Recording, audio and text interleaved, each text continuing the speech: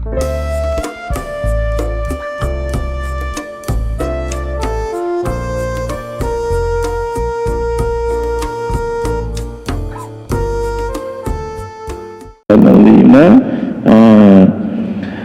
seorang cerita ni tak boleh cerita daripada guru kami Syekh Muhammad Husni Ginting Al-Lankati Al-Husafi Al-Azhari. Pernah dengar nama Ustaz?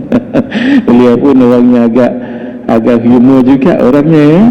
Dia cerita begini, tuan-tuan tahu tak Rushd yang boleh berfikir dengan baik, dia begini ni cerita saja ni supaya nak tahu apa maksud rushd. Maksudnya akal dia boleh berfikir dengan baik, sama dengan memayis tadilah. Dia ni suka lastik. Di Indonesia panggil apa ni? Ada kayu yang Y tu lastik juga ke? Tak, kan nak burung ni, tu burung kan di sini. Kalau orang Arab dipanggil majanik ni, kayu didirikan kat sini, kemudian diletakkan getah, ditarik. Ingat tak cerita Nabi Ibrahim alaihissalam? Ingat cerita Mak Ajah? Kalau tak ingat saya ceritakan. Nak cerita ke tak nak cerita? Cerita sikit lah ni, 3 minit ni ya. Nabi Ibrahim lahir di mana? Babylon tu kat mana? Iraq, dekat Iraq. Jadi Nabi Ibrahim, kita pendek-pendekkan saja cerita ya, berdakwah di mana? Di Iraq. Di Iraq ketika itu siapa rajanya? Namrud. Boleh dibaca Namrud, dua-dua boleh ya? Namrud dengan Namrud.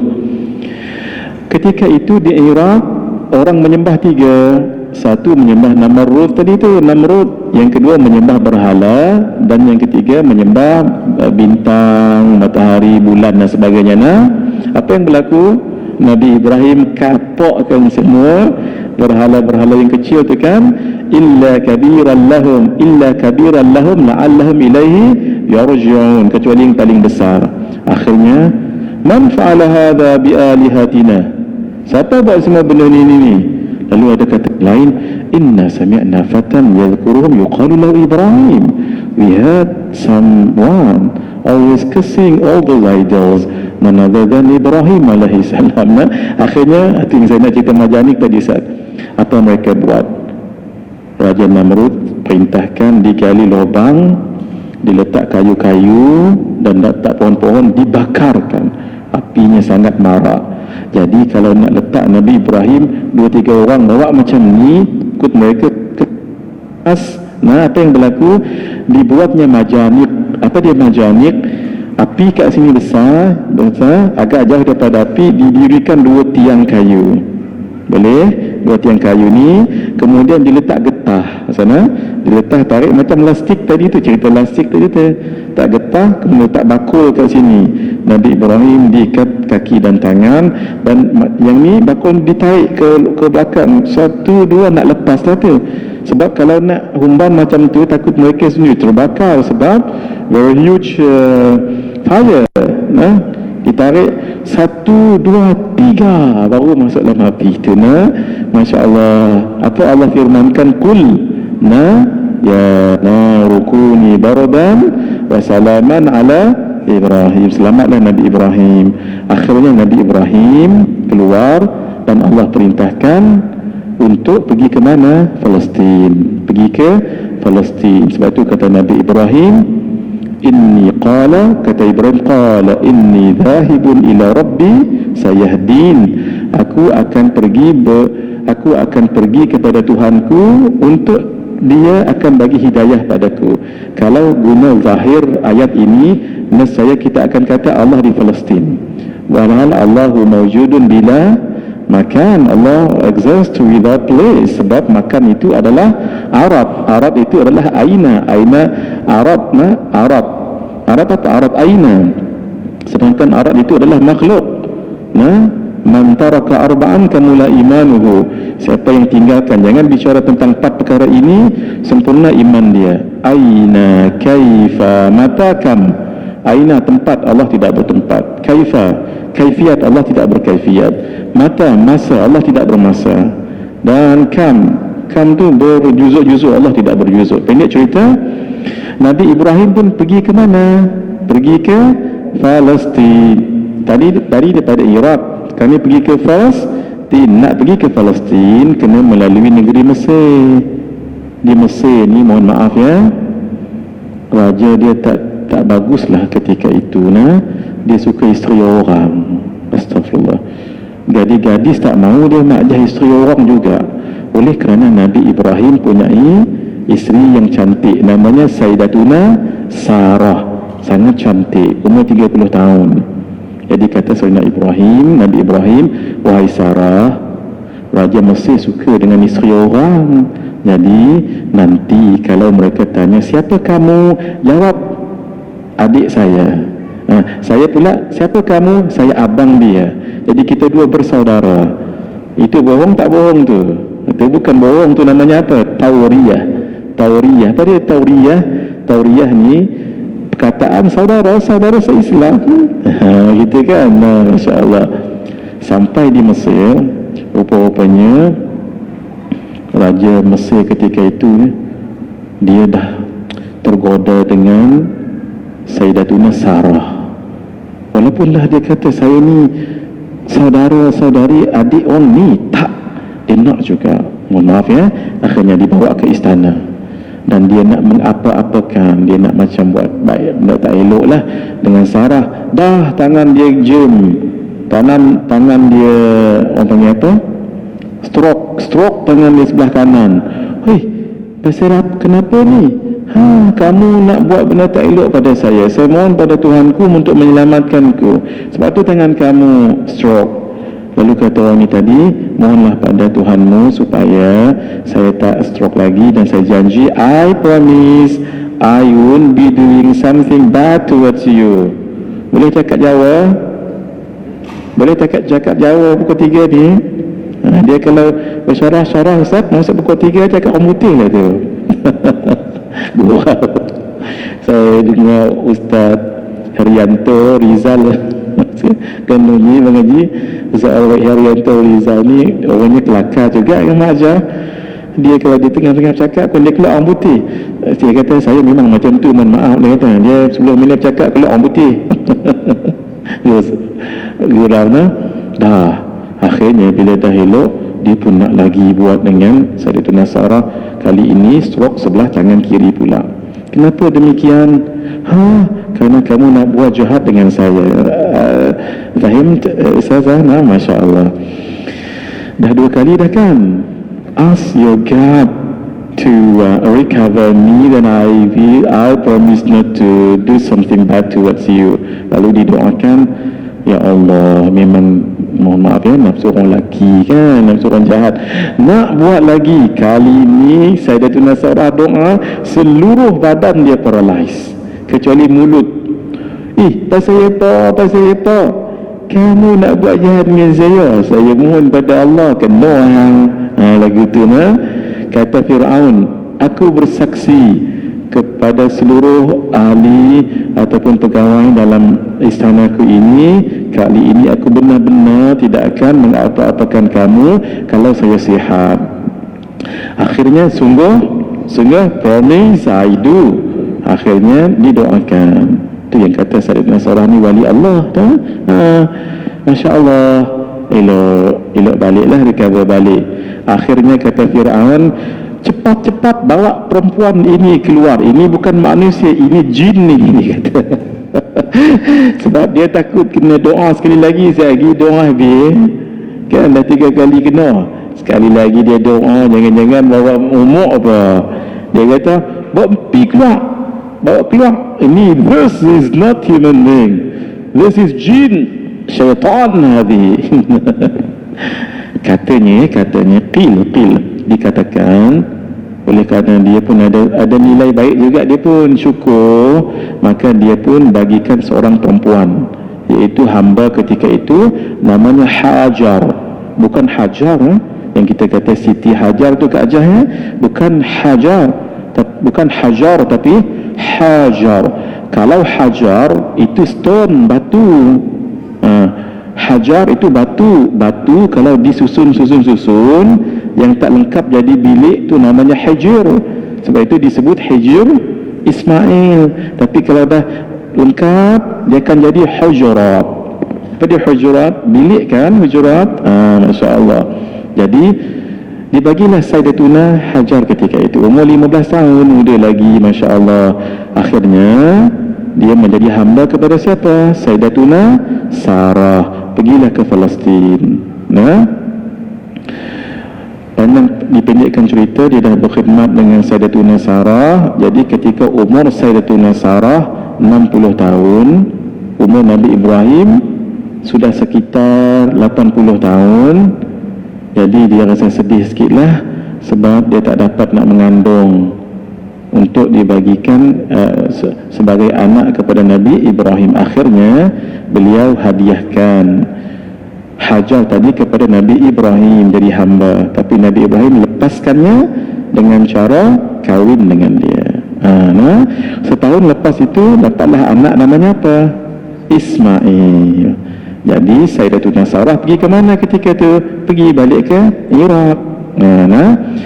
Ketika berada di Palestin, Allah Azza wa Jalla perintahkan untuk Nabi Ibrahim berdakwah kat mana hadirin? Di Makkah. Sehingga Quran menyebut wadin ghairi dhi dhara'in, di satu wadi lembah yang ghairi dhi dhara'in, tak ada dhara'. Orang Arab kalau guna zu yang mempunyai, maksudnya kalau Zul Hilmi memang dia sangat-sangat santun, sebab itu disebut Zul Hilmi. Zu tu maksudnya yang sangat-sangat. Sebab itu Quran menggunakan fi wadin ghairi dhi zara'in, maksudnya memang tak ada betul-betul yang katanya tumbuh-tumbuhan situ tu. Pendek cerita ya. Tadi nak 5 minit je dah jadi 6 minit dah ni. Kemana? Ke Makkah. Di Makkah ketika itu tak disebut Makkah tapi disebut Bakkah. Apa maksud Bakkah?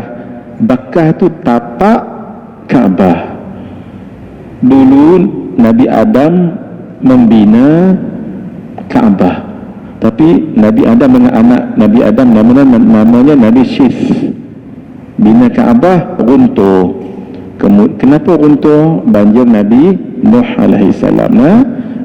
Jadi tak ada apa dah kat situ, tinggallah foundation, tapak tu namanya Bakkah. Tapak tu namanya Bakkah. Akhirnya panjang ceritalah Nabi Ibrahim bawa, ni cerita ni awal sangat. Nabi Ibrahim bawa, kemudian Nabi Ibrahim, unta Nabi Ibrahim terus menuju ke mana? Terus menuju ke Palestin. Nabi Ibrahim. Jadi kata Sayyidatuna Hajar, nak pergi mana bang? Lebih kurang senyap. Soalan kedua, abang nak pergi mana? Yang ketiga, Allahu amaraka hadha? Sayyidatuna Hajar Allah ilhamkan, Allahu amaraka hadha? Apakah ini datang surah daripada Allah? Qala na'am. Kata Nabi Ibrahim, ya. Kalau begitu, idzan, kata Sayyidatuna Hajar, sir ala barakatillah lan yudayya'na, Allah tidak akan meninggalkan kami begitu sahaja. Silalah abang pergi, nak silakan abang pergi.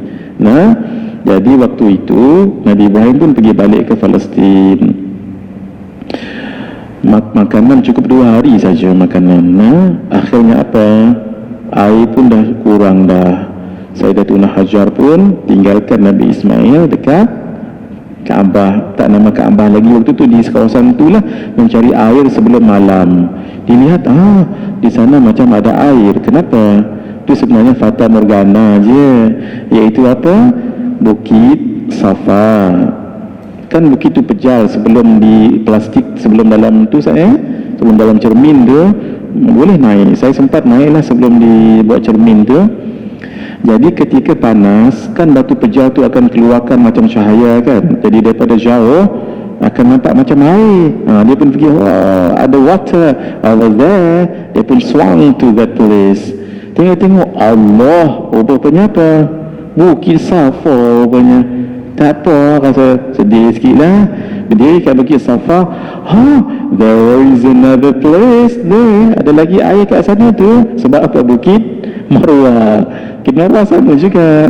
Dia pun dia very excited. Therefore di tengah-tengah Sayyidatuna Hajar berlari. Tu yang kita kat situ tiang 2 hijau tu kan, Rabbighfir warham wa'fu wa takarram wa tajawaz amma ta'lam innaka ta'lamu ma la na'lam innaka antallahul azul akram. Sunnah Nabi, siapa berlari kat situ berlari laju-laju, jangan keajah, jangan kami orang lelaki. Ustaz tolong ajar anak-anak murid semua, kalau berlari kita berlari laju-laju, tapi syarat ikat betul-betul kain ihram tu. Takut nanti jadi viral nanti Ustaz. Sampai dekat Bukit Marwah, Allah, bukit rupanya. Tapi berdiri kat Bukit Safa, Marwah, tengok kat sana macam ada air lagi. Tu yang jadinya berapa kali tu? Pimai. Akhirnya jumpa ke Safa Marwah. Dapat tak air kat situ? Tak dapat kan?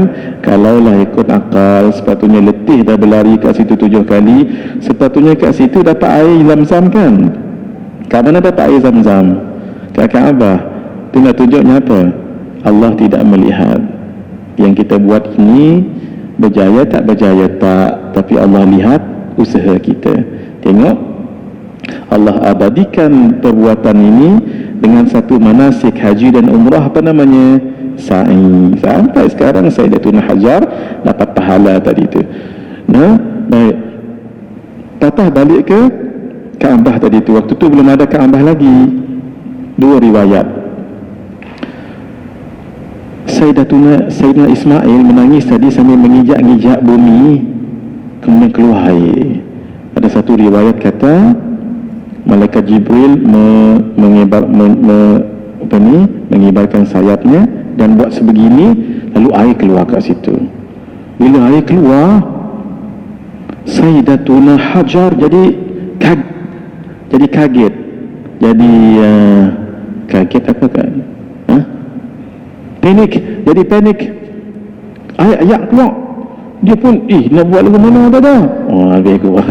Dia pun ayak tu dibuat jangan melimpah ruah tempat lain. Diambilnya pasir, dia pun buat gini, zam. Itu bukan bahasa Arab Zam-Zam tu. Bahasa Arab, bahasa orang Iraq, bukan bahasa Arab. Zam maksudnya kumpul. Tu yang jadi Zam-Zam, ayak Zam-Zam tu. Tu kata Nabi SAW, rahimallahu, mudah-mudahan Allah merahmati Sayyidatuna Sayyidatuna Hajar. Kenapa? Kalau beliau tak buat takungan buat gina, air itu akan melimpah seluruh dunia. Masya Allah. Dengan berkat Zam-Zam tadi tu. Akhirnya alhamdulillah dapatlah air kat situ. Pendek cerita ya. Pada masa yang sama dekat Yaman kat mana? Yaman kat selatan Saudi. Ini Yaman, ini Saudi, Makkah, Madinah. Dekat sini Syria kan. Dekat Yaman ni berlaku satu peristiwa besar. Apa dia? Empangan Ma'rib pecah. Orang Yaman, Allah bagi mereka kehebatan. Apa dia? Hidup aman damai, dapat tumbuh-tumbuhan, buah-buahan segar-segar. Oleh kerana mereka ini kufur pada nikmat Allah, tumbuh-tumbuhan tadi tu jadi pohon bidara yang berduri, tak boleh dimakan. Dan Allah uji mereka dengan empangan Ma'rib ni pecah kat sini ni. Bila pecah, mereka perlu menyelamatkan diri. Akhirnya mereka keluar daripada Yaman. Asalnya mereka nak pergi ke Syam, sebab negara Syam ini dia punya cuaca dan dia punya sejuknya tu bagus. Sebab tu mereka nak pergi ke sini. Tapi nak pergi ke Syam atas tu mesti melalui tengah ni kan. Dalam perjalanan mereka melihat dekat kawasan Mekah tu ada sekumpulan burung yang sedang berlega-lega di atas. Kalau ikut ilmu musafir, tak mungkin burung ada berlega-lega, melainkan di situ ada air, kan? Akhirnya mari kita pergi dulu, tengok ada, jumpa siapa tu? Jumpa Sayyidatuna Hajar dengan Nabi Ismail. Orang-orang daripada suku Jurhum, orang yang sangat lemah lembut. Jadi mereka pun minta izin, wahai ni Sayyidatuna Hajar, kami ni nak lari daripada tempat kami, empangan pecah. Asalnya nak pergi ke sebelah utara, tapi dari sini ada air, izinkan kami untuk menetap di sini. Tu bagus tu, izinkan kami menetap di sini, kami akan bayar ufti. Ufti tu apa? Setahun mungkin kami bagi ternakan kami, apa ke, susu ke, sebagai tanda terima kasih kami lah. Akhirnya ceritanya panjang. Akhirnya Sayyidina Ismail yang sepatutnya disembelih, tapi ditukar oleh Allah dengan kibash. Tapi tolong diingat, bila nak disembelih tu bukan nak disembelih bertukar jadi kambing, bukan. Cerita ni kan cerita disembelih tu Kak Ajar, ingat? Dibaringkan Nabi Ismail dan dah sampai kat sini dah, bila nak disembelih, maka Allah katakan, ya Ibrahim laqad saddaqta ru'ya, wahai Ibrahim, kau telah membenarkan apa yang kau mimpikan. Maka kami pun tukar dengan kibash yang besarnya, bidzabhin azim. Bukan bermakna bila nak disembelih Nabi Ismail pun bertukar jadi kambing, bukan gitu. Tolong diingat ni, nak disembelih, datang firman, diselamatkan Nabi Ismail, dudukkan, kemudian barulah disembelih apa? Kambing, kibas yang besar. Siapa nak tahu tempat sembelih tu, pergi kat Mina. Dekat Mina ada satu tembok, ada satu macam tugu warna putih kat situ tu. Akhirnya Nabi Ismail membesar dan kahwin dengan suku Jurhum. Yang tadi tu, suku Jurhum tadi tu, dan sebahagian mereka meneruskan perjalanan sampai ke mana? Madinah. Kan Mekah kat sini, dekat sama Sayyidatuna Hajar tadi kan, dekat Madinah di atas ni. Mereka lah nanti yang menjadi dua suku besar. Apa tu? Aus dan Khazraj. Dan mereka hatinya sangat lembut hatinya. Boleh? Setakat tu dulu, tak habis cerita kita di nanti. Safinah kita nanti bila nak habis? Setakat tu dulu. Nanti nak cerita panjang lagi, kita cerita panjang kemudian apa yang berlaku seterusnya. To be continued. Baik, Bismillahirrahmanirrahim. Kita ada setengah jam lagi, kita usaha kat mana kita boleh, ya. 113 Faslun Nawaqidul wudu ya arba'atu asya. Betul? Betul? Ke ada lagi? Ada lagi yang tak selesai? Belum. Maaf saya baru sampai bila kita ni? Ustaz baca dan semula Ustaz. Teruskan. Syarat-syarat. Ustaz baca semula syarat-syarat sah wudu. Syarat-syarat sah wudu ada 10 perkara. Yang pertama, Islam. Yang kedua, mumayyiz. Yang ketiga, suci daripada darah haid dan nifas. Yang keempat, tidak ada sesuatu yang menghalang air untuk sampai ke kulit. Contohnya minyak, cat, contohnya kulit ikan, sisik ikan yang besar, yang kecil dimaafkan, cat yang kecil dimaafkan. Terus, yang kelima, tidak ada sesuatu yang ada pada anggota wuduk yang boleh merubah air mutlak. Contoh kat sini ada kari kat sini ni. Bila kita buat macam ni, dia akan jadi air kari. Air kari tu namanya air mutaghayyir. Maka dia tidak boleh untuk jadi menyucikannya. Jadi akhirnya dia kena basuh lagi banyak-banyak. Yang keenam, tahu tentang kefarduan wuduk. Ini sebahagian kitab sebut begitu, ya. Yang ketujuh, tidak menganggap suatu fardu dalam fardu wuduk sebagai sunat.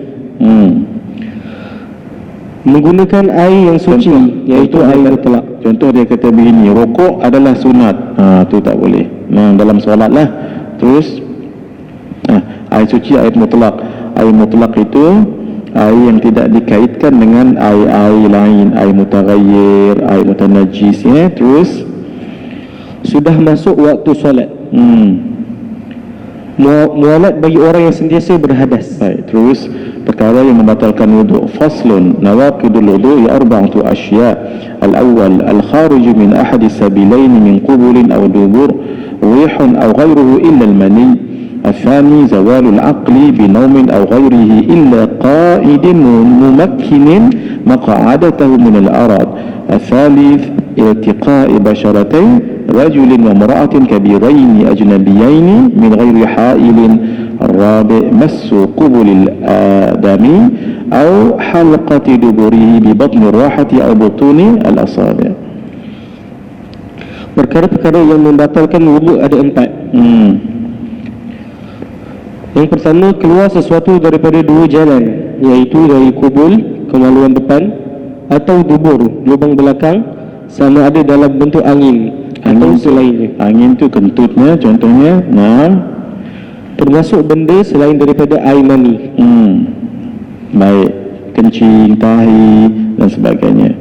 Baik, terus yang kedua, hilang akal disebabkan tidur atau lainnya, kecuali tidur bagi orang yang duduk dalam keadaan tamkin atau punggung tetap. Kalau dia duduk bersila macam ni, duduk bersila tu kalau dia mengantuk pun tak batal. Kalau duduk iftirash batal, kalau duduk tawarruk batal. Terus bersentuh kulit antara lelaki dan perempuan yang kedua-dua sudah dewasa. Kalau kecil tidak. Dan ajnabi, boleh kahwin atau bukan mahram. Kalau dengan adik-beradik, dengan mak, nenek, tak apa, sebab itu adalah mahram kita, bukan ajnabi ya. Terus yang tidak berlapis tadi kan. Baik, teruskan. Yang keempat, memegang mas kubul kemaluan manusia atau kawasan duburnya dengan telapak tangan atau perut jari. Inilah yang saya sebut tadilah, telapak tangan ni. Pegang ini barulah. Contohnya ini yang ini ada orang punya Angry Bird. Tersentuh ni batal. Begini tak batal. Kalau tersentuh jangan disentuh-sentuh. Contoh gini hari Jumaat contoh saja kita buat permasalahan. Ada seorang budak tiba-tiba masuk dalam masjid hari Jumaat ni. Tiba-tiba dia pergi kat tuan imam. Dia londehkan seluar di depan tuan imam. Mungkin dia dendam dengan tuan imam barangkali, mohon maaf ya. Akhirnya dikeluarkan dia punya Angry Bird supaya dia nak pancarkan pada tuan imam itu. Kita pula macam mana ni, hilang dah kita punya. Lalu kita pun teringat, kita ambil tangan begini, pegang dia punya Angry Bird, alihkan kepada Bilal. Tak apa, biar Bilal kena, tak apa, jangan tuan imam. Bukan cerita Bilal imam, kita nak cerita wuduk dia tu sah tak? Sah, sebab dia pegang bukan Angry Bird ni kan.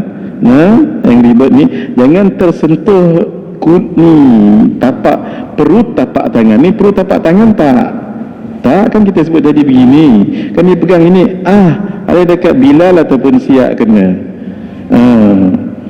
Boleh, permasalahan saja nak bagi tahu, ini tidak mengapa. Terus habis. Bismillahirrahmanirrahim. Pasal ke-13, perkara yang haram dilakukan bagi orang yang berhadas kecil dan berhadas besar. Tuan-tuan, kenapa dipanggil hadas besar dan hadas kecil? Tolong diingat sampai bila-bila ya adik-adik. Kenapa dipanggil hadas besar dengan hadas kecil? Tolonglah. 1. Kerana tanggungjawabnya besar atau kecil. 2. Kerana pantang larangnya besar atau kecil. Kita bagi contoh. Hadas kecil 3 serangkai. Apa dia? Kencing, berak dengan kentut. Tambah satu lagi, bersentuh kulit dengan perempuan ataupun lelaki ajnabi bi ghairi hailin, tanpa berlapis. Itu namanya hadas apa? Hadas kecil. Hadas besar apa tu? Janabah, lagi haid, lagi nifas. Baik. Ada sebahagian ulama kata hadas besar yang lebih besar. Apa dia? Hadas besar Tapi ada yang lebih besar. Hadas besar tu janabah, yang lebih besar wiladah, nifas, haid. Tapi ulama kata cukup tu je lah. Apa dia? Hadas besar, hadas kecil. Sebahagian kata hadas besar, hadas kecil, hadas besar, hadas kecil. Hadas besar tadi ada yang lebih besar. Tu takut nanti kita keliru. Dua saja cukup. Hadas besar dengan hadas kecil. Kenapa disebut hadas besar dengan hadas kecil? Tanggungjawabnya besar atau kecil, pantang larangnya besar atau kecil. Kita bagi contoh. Orang yang tak berwuduk pun kentut. Tanggungjawabnya besar atau kecil? Kecil. Sebab tu disebut hadas kecil. Apa dia tanggungjawabnya? Berwuduk sajalah. Payah tak berwuduk? Tak. Itu namanya tanggungjawabnya kecil. Kalau yang janabah, yang haid, nifas, wiladah tu cukup tak dengan berwuduk mengangkat hadas? Tak, tanggungjawabnya besar. Apa dia? Mandi hadas besar. Boleh?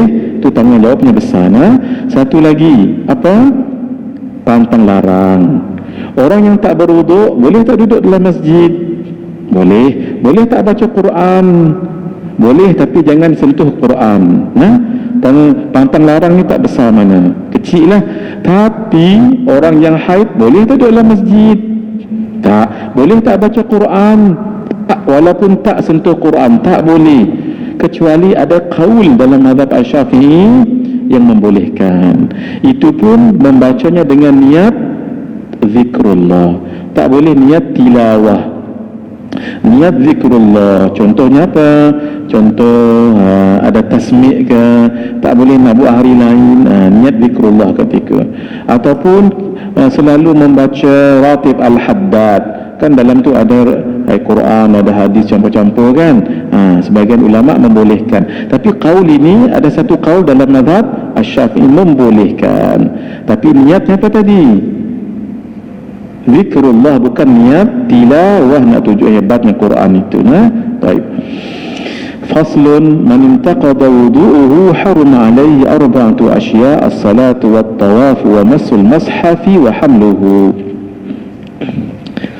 Sesiapa yang telah batal wuduknya, diharamkan ke atasnya melakukan 4 perkara. Yang pertama, solat. Yang kedua, tawaf. Kenapa tawaf tak boleh? Sebab tawaf itu diqiyaskan kepada solat. Dan tolong diingat, siapa yang Allah panggil jadi duyufur rahmannya, kalau berada di Al-Masjidil Haram, apakah afdal sembahyang ke ataupun tawaf? Jawabnya tawaf. Sebab setiap hari hadis Allah Azza wa Jalla menurunkan, anzalallahu fil ka'bati apa? Mi'ata wa 20 rahmatan fi kulli yaum. Allah menurunkan 120 rahmat dekat Kaabah. Kaabah yang segi 4 tu kan. Setiap hari 120 rahmat. Situna rahmatan, 60 rahmat lit tawafin, untuk orang yang tawaf. Arba'una rahmatan lil musallin, 40 rahmat untuk orang yang solat. Wa 20 rahmatan lin nadhirina ilaiha, orang yang untuk lihat. Kerana itu kalau kita nak i'tikaf majahnya, carilah tempat yang kita boleh tengok Kaabah, supaya kita dapat 20 pahala. Boleh? Berapa tadi? Rahmat 120. 60 untuk siapa? Untuk orang yang tawaf. Kenapa tawaf lebih daripada solat? Sebab orang hanya tawaf di mana? Maka kalau tawaf dekat Komtah, jangan. Di Sogo, jangan juga. Baik, terus yang ketiga, memegang mushaf Al-Quran. Kecuali untuk kita apa? Selamatkan daripada kebakaran, jatuh dan sebagainya. Yang keempat, membawa mushaf Al-Quran. Kalau kita bawa mushaf dalam beg saja selalu ni, kalau bawa mushaf dalam beg, hukumnya tak boleh. Tak boleh. Bercampur dengan buku. Niat bawa buku, jangan niat bawa mushaf. Tu boleh. Tengok beza itu. Kan mushaf dalam beg. Dalam beg tu kan ada buku, ada majalah, baik-baiklah. Niat bawa buku, jangan niat bawa mushaf. Walau bawa juga tak mushaf, bawa. Tengok pentingnya niat dekat situ. Terus perkara yang haram dilakukan dalam keadaan junub. Apa maksud junub? Keluar air mani, sama ada mimpi, sama ada tengok gambar yang pelik-pelik, ataupun sama ada dibuat sendiri dengan tangan, itu dosa besar tu, jangan ya. Satu amalan lah untuk adik-adik. Boleh dikongsikan nanti Ustaz Iyad dan Ustaz Muiz, Ustaz Anwar semua dan Ustaz Asasi yang lain. Mohon maaf tak sempat nak berkenalan dengan Ustaz-Ustaz lain tadi, mohon maaf sangat, sebab mereka dekat dengan guru kami, jadi sempat berkenalan dengan mereka saja. Ada satu amalan daripada Habib Omar untuk orang-orang muda yang kuat sangat syahwat ni. Sebab itulah orang muda, Nabi pesan, ya ayyuhas syabab man istata'a minkumul ba'ah falyatazawwaj fa innahu lahu bihi wija'un. Wahai pemuda, termasuk pemudilah, kalau kamu boleh mampu, kahwinlah, sebab syahwat tu kan. Sebab itu umur 15 tahun dianggap taklif. Umur 15 tahun dianggap taklif, kita sebut tadi, walaupun belum keluar haid bagi perempuan, walaupun belum mimpi bagi lelaki dan perempuan. Kenapa umur 15 tahun? Saya dah buat dhabit kat sini ni. Saya dah buat dhabit, nanti lihat balik. Sebab umur 15 tahun jiwa kita sudah nak memberontak. Jiwa ni dah nak mencari perempuan bagi lelaki, lelaki bagi perempuan. Dia dah mula timbul, orang putih kata the degree of itchiness, dah mula waktu tu. Itchiness ni, tahu maksud itchiness? Mim ya alif nga, mim ya alif nga, ataupun ga alif talam. Boleh ke aja tuan bisik-bisik sikit dengan anak-anak? Gatal. Dah mula dah di situ. Sebab itu, keluar tak keluar iman ni, mimpi tak mimpi, dah kena hukum taklif. Umur 15 tahun tadi Jadi kalaulah tak boleh tahan juga nafsu. Ini orang yang ada nafsu ni, kalau tak ada benda ni, jangan buat. Jangan buat. Ini tak tahan sangat. Bacalah ayat, Wallahu alladhi la ilaha illahu alimul ghaibi wasyahadah War-Rahmanur Rahim. Saya tak ingat ayat tu, tapi dalam surah Al-Hasyr kan, Wallahu alladhi la ilaha illahu alimul ghaibi wasyahadah War-Rahmanur Rahim. Kemudian baca Ya Qahar. Ya Qahar baca 181 kali. Ya Qahar, Ya Qahar, Ya Qahar, Ya Qahar. Ini nasihat untuk orang yang kuat sangat nafsunya. Kalau tak ada masalah, jangan baca ni, nanti hilang nafsu, nanti hilang nafsu. Payah pula saya tak ada ilmu nak patah balik lah. Boleh. Ini takut-takut ada anak murid kita yang dia tak boleh lah. Memang ada orang begini. Na'udzubillah min dhalik. Jaga-jagalah zaman sekarang ni. Takut saya zaman sekarang ni kan. Allahu Akbar. Kalau perlu, tak payah bagi handphone lah dengan anak-anak mengaji lah. Siapa-siapa lah ya. Kalau perlu. Kalau bagi pun bagi handphone tak pintar. Kan ada handphone pintar tak pintar sekarang ni. Bagi yang tak pintar. Saya nak suka juga dengan kawan saya daripada Fatani, Ustaz. Beliau ni belajar di Sudan. Kami dia cakap, "Jana, ya Syekh, ahlan bik. Kaifa halak? Ya Allah, kuis, jamil. Enta tattasil biya min kamu telefon saya daripada mana? Daripada sekian-sekian. Dengan apa? Bil jawalil ghabi." Mana? Jawalil ghabi, dia kata jawal ni telefon lah. Ghabi ni nak terjemah, rasa berat kat sana. BODO lah nah. Telefon dia pakai ana astakhdim al-an jawalil ghabi. Kan telefon ada dua sekarang ni kan. Satu telefon pintar kan, telefon yang canggih-canggih kan Ustaz. Satu lagi jawalul ghabi. Saya pun tak tahu apa maksud beliau Jawalul Rabi. Kalau boleh lah, sebab saya takut budak-budak sekarang, mohon maaf ya, InsyaAllah ni Mahat Hafiz, ustaz-ustaz ni semua bagus ni insyaAllah. Rasanya kalau tak ada telefon pun, kita dulu mana ada telefon kan Mak Syah ya. Jadi orang juga kita sekarang ni, alhamdulillah. Sekarang takut sebab zaujah saya mengajar di sekolah. Dia sebut beberapa perkara yang cikgu-cikgu tangkap. Budak-budak sekarang ni takutlah. Sebab itu tolong pesan. Siapa yang akan ada anak lagi, ataupun yang ada cucu, ataupun yang akan ada anak saudara dan sebagainya, tolong sangat-sangat telinga kanan diazankan. Telinga kanan baby, ingat, bukan mak baby. Yang kedua, telinga kiri diazankan. Satu lagi jangan lupa, baca dekat ubun-ubun ini surah Al-Qadar. Inna anzalnahu fi lailatul qadar wa ma adraka ma lailatul qadar, sampai habis. Tiup dengan tiupan yang menyemarakkan api. Tu jangan, itu tiup bomoh tu jangan. InsyaAllah baby ni nanti senakal macam mana pun dia tak berzina, InsyaAllah. Kan kita dulu bingung dengan abandoning baby kan, orang buang baby. Sekarang ni kurang sikit kan mengaji. Dulu takut kita, ya Allah, dalam tandas, dalam macam-macam, boleh ya. Sekali lagi ni diijazahkan pada semua ni. Apa yang saya sebut dalam kuliah kita ni daripada pagi tadi sampai sekarang, semua ijazah lah tu ya. Apa dia? Baca azan di telinga kanan baby,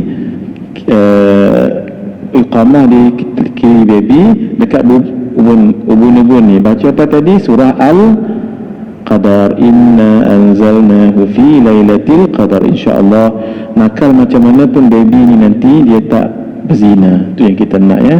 Takutlah sekarang tambah-tambah di internet, ya Allahu Akbar. Sebab itu kena ada saddud dhara'i, tutup jalan. Kalau kerana majalah ini kita menyebabkan tengok perempuan yang terbuka aurat dan sebagainya, koyakkan kita. Majalah di rumah kita, jangan majalah di kedai orang. Hidup sibuk majalah kedai orang, jangan. Ini mesti Ustaz Mahathir kata ni, ya Allah. Tak, itu salah kerana menceroboh orang lain punya ni. Kalau CD ada simpan cerita pelik-pelik, bakarkan CD itu. Internet menyebabkan kita lara, tutup internet itu. Gitulah. Tapi kita ustaz-ustaz ni nak kena cari juga bahan dalam internet kan ustaz. Dia terpulang masing-masing lah. Tapi zaman sekarang ni bukan zaman fitnah. Zaman sekarang bukan zaman fitnah, tapi zaman fitnah. Fitan, bukan zaman fitnah dah pengaji, tapi zaman fitnah. Jaga-jaga iman kita ni. Sebab itu jangan suka seorang-seorang, biarlah ramai-ramai macam ustaz-ustaz kelompok ramai-ramai. Kalau seorang-seorang ni takut dia iman kita lemah. Tu yang kita buka internet, kadang-kadang dia main sendiri, main benda lagu tu. Kita ingat iklan apa, kita pun tekan Allah, kelang kabut kita dibuatnya. Jaga-jaga ya Allah. Astaghfirullahaladzim alladzi la ilaha illa huwal qayyum. Bismillahirrahmanirrahim. Wa yahrumu 'alal junubi sittatu asya' as-salatu wat-tawaf wa massul mashafi wa hamluhu wal lubthu fil masjid wa qira'atul Quran. Baik, 10 minit lagi ya. Terus Ustaz. Diharamkan ke atas orang yang berjunub 6 perkara. Yang pertama, solat. Yang kedua, tawaf. Yang ketiga, menyentuh mushaf Al-Quran. Yang keempat, membawa mushaf Al-Quran. Terus yang kelima, berhenti di dalam masjid. Berjalan tak apa, berhenti jangan. Terus yang keenam, membaca Al-Quran. Ya Allah, saya kalau boleh setiap satu ni nak baca syarah kat bawah tu, tapi apa boleh buat ya. Perkara yang tidak boleh dilakukan oleh orang yang dalam keadaan haid ويحرم بالحيض 10 أشياء: الصلاة والطواف ومس المصحف وحمله واللبث في المسجد وقراءة القرآن والصوم والطلاق والمرور في المسجد إن خافت تلويثه والاستمتاع بين سرة وركبة.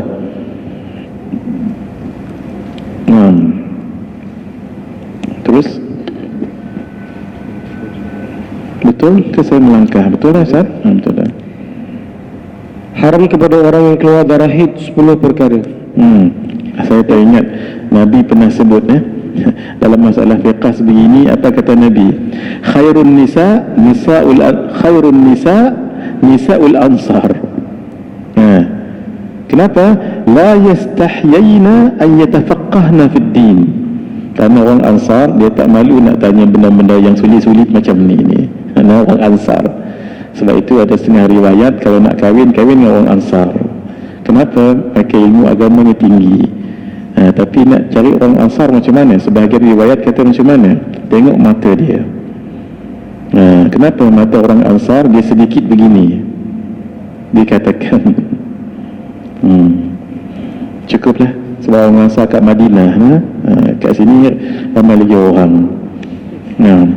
Terus yang pertama solat, yang kedua tawaf, yang ketiga menyentuh mushaf Al-Quran, yang keempat membawa mushaf Al-Quran, yang kelima berhenti di dalam masjid, yang keenam membaca Al-Quran. Baik, saya dalam bab haid ini agak lama juga saya membelek-belek dan banyak juga kitab yang saya baca Jadi saya letak banyak kat bawah ni. Cuma sayang saya tak boleh baca semua. Sebab kebanyakan juga muslimat tanya hal haid, hal keputihan dan sebagainya. Baca dulu Kalau kata ada yang tak jelas lagi, kita boleh tanya esok. Tapi rasanya banyak dah benda saya letak kat situ. Sebab saya tulis kitab ni pun berdasarkan pengalaman juga. Apa yang orang tanya kat saya, contohnya contoh hukum perempuan yang haid duduk dalam masjid, muka surat 161. Akan selalu ditanya orang tu, kenapa perempuan haid tidak boleh duduk di dalam masjid? Terus hukum membaca Al-Quran bagi orang yang junub dan haid, muka surat 162. 163 ada furuk masail dekat situ ni. Kemudian 164 pendapat mazhab lain tentang hukum membaca Quran bagi orang yang junub dan haid. Kan selalu disebut tu hukum al-makath di dalam masjid bagi yang berhadath besar mengikut pendapat mazhab. Hukum melintas al-ubur dipanggil dalam masjid. Ini agak detail dekat sini ni. Jadi baca dulu, mana yang tak jelas nanti esok boleh kita tanya balik Baik. Baik, Ustaz, kita dah kat mana tadi? Ketujuh. Muka surat 165. Terus Ustaz? Yang ketujuh puasa. Yang ke-8 talak. Yang ke-9 lalu di dalam masjid kerana ditakuti darah haid akan mengotorinya. Yang ke-10 beristimta di antara pusat. Di antara pusat apa? Dan lutut. Ada lagi Ustaz kat belakang tu. Dan lutut. Kalau ikut Syekhuna, guru kami Syekh Nuruddin, kita ambil sedikit. Berapa nombor saya tak pandai sangat, nombor X tu. Ni IX tu. Lalu di dalam masjid kerana ditakuti darah haid akan mengotorinya. Kalau ikut guru kami Syekh Nuruddin, yang saya ingat lah Ustaz, kalau saya salah tolong beritahu Ustaz. Pendapat yang lebih kuat, kenapa perempuan tak boleh berada di masjid ini? Kalau ikut di sini, takut darah haid mengotorinya kan sekarang ini, mohon maaf dengan sophisticatednya, mohon maaf sangat, yang perempuan punya tu boleh menanggung katanya berkilo-kilo, tak tahu, saya pun tak tahulah maksudnya tak jatuh lah benda tu. Kalau ikut begitu, ilahnya apa tadi? Takut jatuh dekat masjid, jadi kotor. Kalau begitu, yang dengan sophisticated tadi tak jatuh pun, apa hukumnya? Sebab al-hukmu yaduru ala illatihi. Hukum itu berlega-lega di atas ilahnya tadi. Ilahnya takut jatuh. Sekarang tak takut jatuh dah, maka bagaimana boleh duduk situ? Kata guru kami, guru kita Syekh Nuruddin Al-Faqih, beliau katakan tak. yang lebih tepat kerana dirinya sendiri kotor. Dirinya sendiri itu kotor, bukan sebab jatuh tak jatuh. Kalau tidak, boleh sahaja Nabi suruh ikat banyak-banyak kain dekat perempuan yang waktu zaman dia. Kalau satu lapis boleh jatuh, ikat 2 kain, 3 kain, 4 kain, tak, tetap tidak boleh juga. Boleh ini pendapat para masyayikh kita. Bahaya jima ketika haid. Terlanjur melakukan jima ketika haid, ini saya dapat dalam beberapa kitab. Terus pada muka surat 170, tinggal 5 minit. Baik, kita jangan risau hadirin. Kalau tadi dah bercakap dengan Abang Haji tadi kita tengoklah, kalau boleh khatam kita khatam, kalau tidak khatam kita tengok akan datang ataupun tidak pun begitu ya. Yang penting esok kita akan dapat juga sanadnya, sebab kita mungkin tengok masa apakah kita boleh baca bab haji, umrah ataupun tidak. Itu pun sebagai tambahan saja sebenarnya ke ajana. Yang penting kita boleh khatam sampai bab puasa, itu yang paling penting. Kalau tak pun tidak mengapa, sebab kita dah baca agak banyak juga setakat ini. Esok lagi banyak sebab tadi kan kita agak lambat mula. Esok kalau boleh awal sedikit mengaji, sekitar pukul paling lambat pukul 9 ke, boleh mengaji ke macam mana? 8.30 boleh, kami tak masalah. 8.30. Siapa yang lambat tak apa, tapi 8.30 tu insya-Allah kita terus mula ya. Baik, 4 minit lagi. Sebelum itu kita nak ijazahkan sedikit amalan kepada semua ya. Usahakan pada setiap hari, terutama sekali sebelum bermusafir, dibaca Ya Latif 129 kali. 129 kali.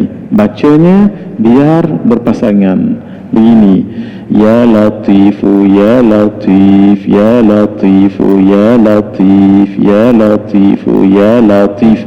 Itu ya. Usahakan. Kenapa? InsyaAllah baca lepas subuh 129, baca selepas asar 129.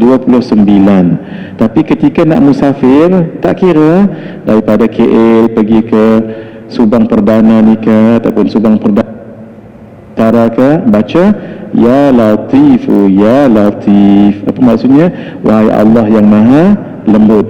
Tujuannya ialah insya-Allah urusan kita dilembutkan oleh Allah. Kalau orang yang mungkin berat sangat nak bayar hutang, lembut hatinya, mudah-mudahan. Ada yang memusuhinya, lembut hatinya, mudah-mudahan. Satu lagi, ini cerita nyata ya, kawan saya daripada Malaysia kita, habis belajar di Yaman, dia bawa isteri dan anak-anak balik ke sini setelah 3 tahun lebih kurang kan. Sebelum dia pergi ke airport, dia jumpa dengan Habib Omar, para masyayikh di situ subhanallah, berlaku aksiden Ustaz. 3 kali keretanya pusing-pusing, dan dia bagi tahu tu gambar anak dia yang lelaki tu berdarah di kepala, di luka ya. Tapi semua alhamdulillah tak ada apa.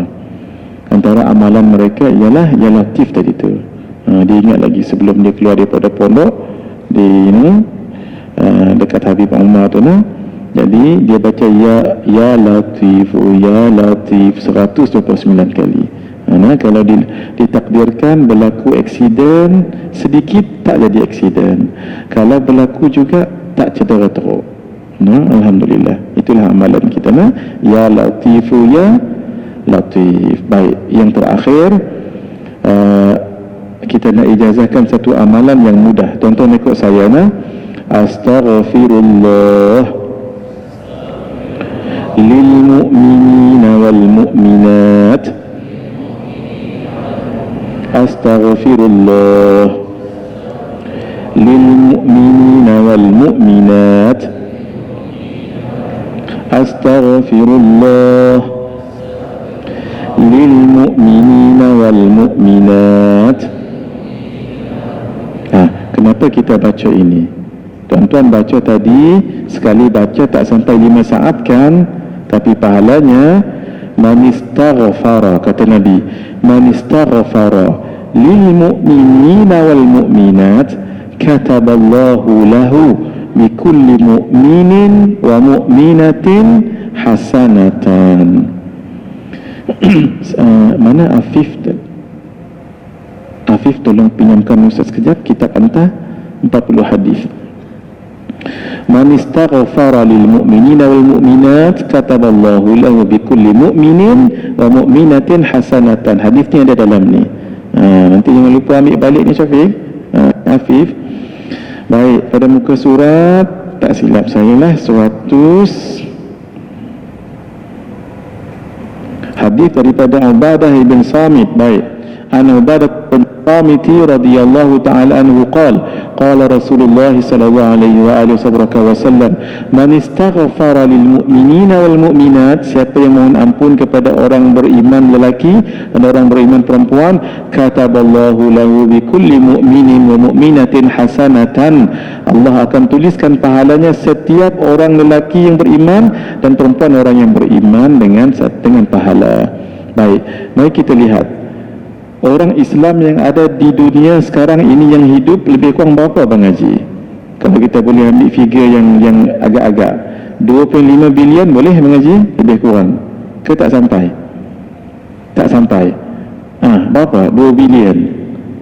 2 bilion lah. Mudah-mudah sekali kita baca Allah astaghfirullah lil mu'minina wal mu'minat, pahalanya 2 bilion. Itu tak termasuk yang dah meninggal dunia. Hadis ni sebut riwayat Imam Tabrani. Hadis ni dalam riwayat Imam Tabrani.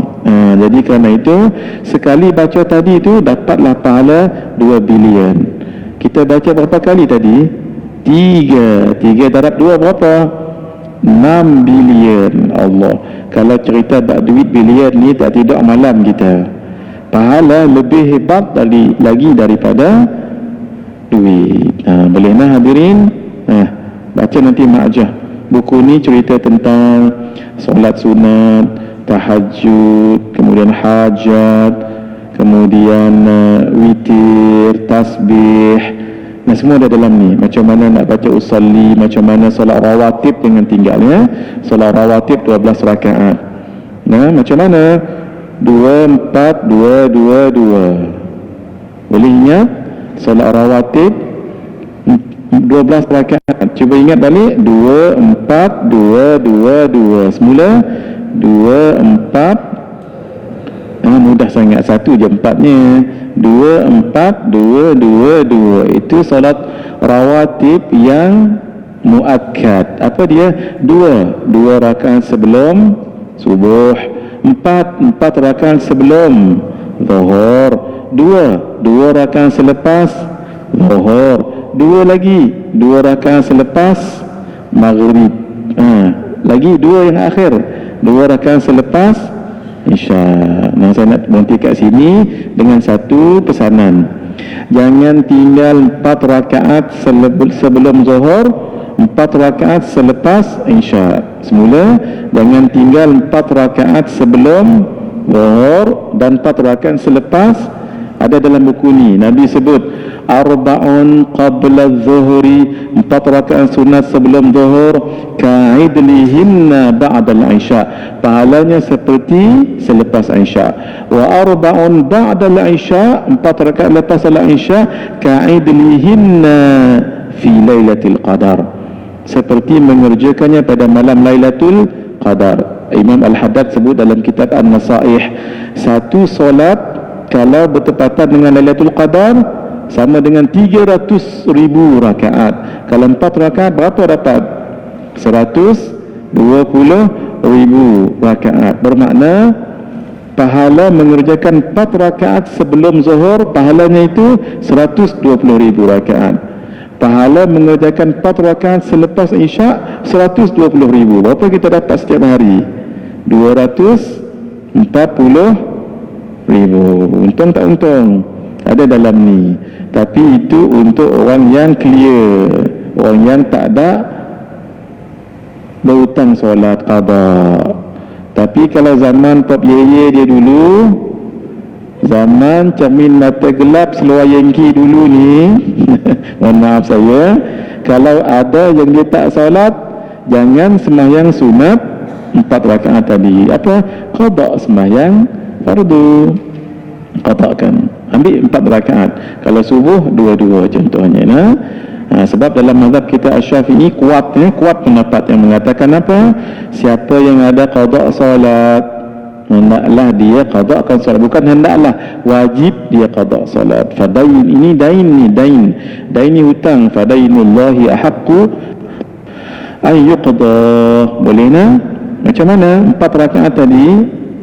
2 rakaat dulu usalli macam zuhur tadi ya, usalli farada zuhri raka'ataini qabliyatan lillahi ta'ala. Angkat lagi, usalli sunnata zuhri raka'ataini lillahi ta'ala. Kalau 4 rakaat sekaligus, usalli sunnata zuhri 4 raka'atin qabliyatan lillahi ta'ala. Semua ada dalam ni. Tak sempat saya nak ni. Tengok buku ni nanti, amalan sedikit pahala berganda. Sebab memang untuk sesuai lah untuk orang-orang malas macam saya ni, buat amal sedikit pahala berganda. Fasal ke-14, sebab yang membolehkan tayammum, nanti kita sambung esok hari dengan izin Allah. Hadza wa billahi taufiq wal hidayah. Assalamualaikum warahmatullahi wabarakatuh. Bismillahirrahmanirrahim. Alhamdulillahirabbil alamin wassalatu wassalamu ala asyrafil anbiya'i wal mursalin wa ala alihi wa sahbihi ajma'in. Allahumma inna nas'aluka ilman nafi'a wa rizqan tayyiba wa amalan salihan mutaqabbala. Allahumma ij'alna minal ladzina yastami'una al-qawla fayattabi'una ahsana. Wa sallallahu ta'ala wa sallam ala sayyidina Muhammad wa ala alihi wa sahbihi ajma'in. Walhamdulillahirabbil alamin. Wassalamualaikum warahmatullahi wabarakatuh.